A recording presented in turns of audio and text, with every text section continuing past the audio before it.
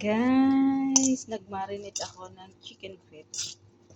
Nimarinate ko nito, ano siya, bombay, ahos, at saka 7-up, saka yung mga spices, any spices.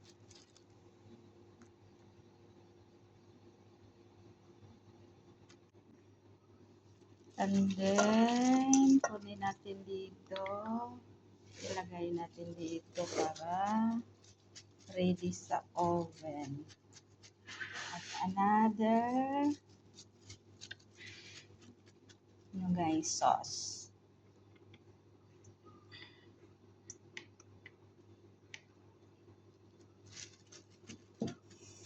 Ito, orange juice.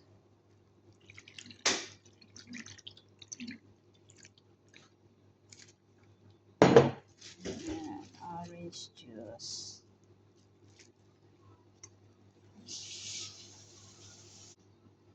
At mga spice, paprika, black pepper, kamon, cayenne pepper, and crushed chili para may anghang-anghang.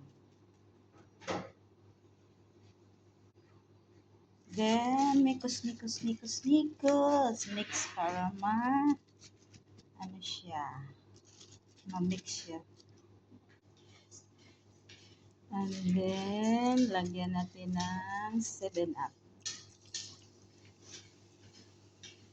7-up guys. Lagyan natin ng 7-up. Depende na gaano karami yung ano niya, chicken feet. At dagdagan natin ng asin. Take note, yung marinate kanina, ano na yun, overnight. May ano na din yun, asin. Natin guys, ready to oven para palambutin natin. Naliit lang to guys, hindi siya malaki. So siguro, aabot lang yan ng 1.5 hour. Okay. Ito guys. Malambot na guys after 4 hours. Ilagay na natin, lagyan natin ng sauce. Okay. Ito, may sauce na tayo. Ketchup, soy sauce, Indo sauce, pomegranate sauce, honey. Nasa sa inyo na guys. Dito natin ilagay ang sauce guys. Olive oil para maanghang-anghang. Ito, magyan. Ito mix. Yan. Crushed chili para gusto mo na anghang. Pwede rin yung fresh. Gusto mo na anghang.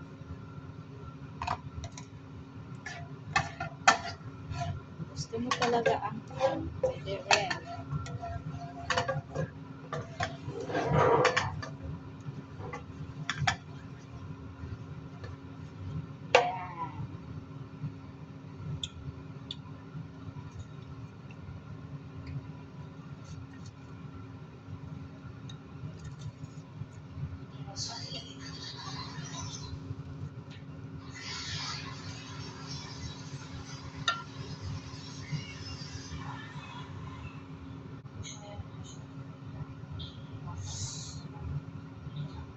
Yan. Mikos na guys. Mikos. Hayaan mo mga 5 minutes.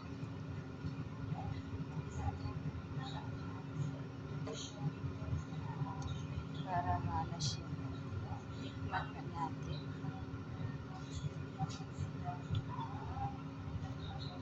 5 minutes guys.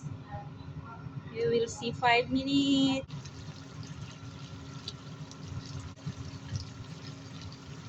Yan na guys. Alog mo. Pag mas sticky na yan siya, kumakapit na yung ano na sauce. Pag kumakapit na yung sauce, pwede na. Haon. Ganito ko magawa ng chicken feet.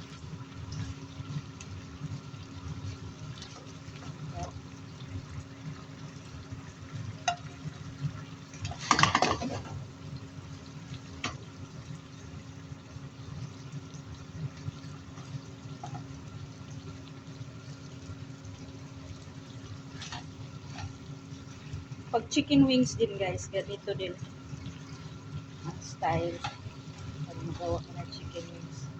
Yung kaibahan doon, yung ang chicken wings, niluto siya sa oven na parang barbecue. Ito yung sauce niya sa marinated sauce. Yun ang nakaluto. Pero yung sa chicken wings, hindi mo na ilagay ang sauce pag chicken wings. Kasi madali man lang yun na yung chicken wings.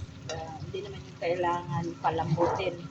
Kaya ang chicken feet, kailangan mo talaga palambutin para ma-feel mo na makakain mo yung kahit para buto, makakain mo. Ganun. O, diba? Ganyan na guys.